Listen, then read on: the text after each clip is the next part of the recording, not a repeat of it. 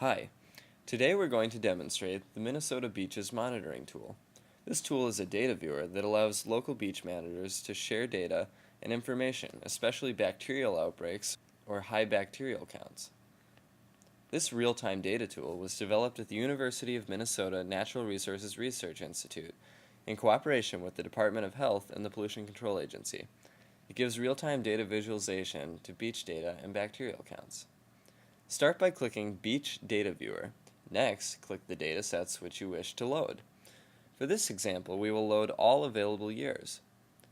You are now given the option of choosing from many sites or just a few. We'll test many sites for a given day. You are presented with a chart-like interface with the sample sites on the left and several scales on the top. Using the scroll bar in the upper left allows us to cycle through the dates for which data was collected. Once you have selected a site, you have the ability to check whether E. coli levels, listed as black bars on the chart, have exceeded safe limits for recreation. This threshold E. coli limit is represented by a dashed vertical line. Additionally, the default chart settings contain red bars seen here, which represent the turbulence of the water. Sometimes, the site names will be listed in red. This means that the aforementioned sites have exceeded safe E. coli limits during testing. The floating blue dots correspond to water temperature. This allows for additional comparisons such as E. coli to water temperature.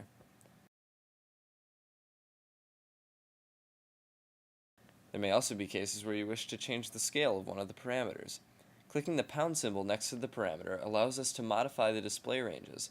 For example, I upped the E. coli scale to 2500 MPU so we can see the entire bar. You can also list the data contained in the viewer or create a plot. To do this, click either of these two options in the lower left corner of the viewer.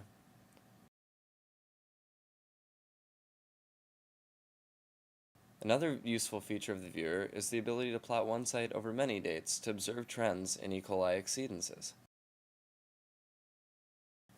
If we choose Herding Island, we can see that there are many exceedances during the 4-month period we are plotting.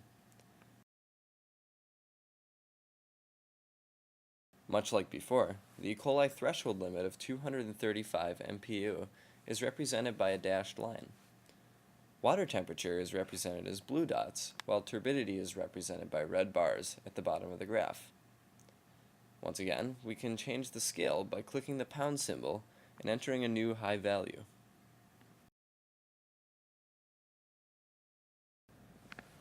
I hope you've enjoyed this basic tutorial on usage of the Minnesota Beaches Data Viewer.